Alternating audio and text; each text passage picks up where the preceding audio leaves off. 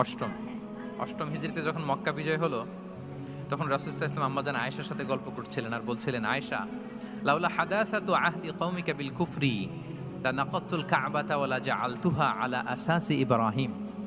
আয়েশা, তোমার এই মক্কাবাসী, তোমার এলাকার লোকজন যদি একটা কেওস সৃষ্টি না করতো, তাহলে কাবার যে আসল শেপ, আমি ওই আসল শেপে এটাকে ফেরত নিতাম, কিন্তু নিতে গেলে এখন একটা ঝামেলা বাঁধবে, এজন্য নিব না। ব্যাপারটা হচ্ছে, আমরা এখন যে কাবাটাকে দেখি এটা হচ্ছে স্কয়ার আকৃতির। স্কয়ার মানে কি? বর্গাকৃতি, তাই তো?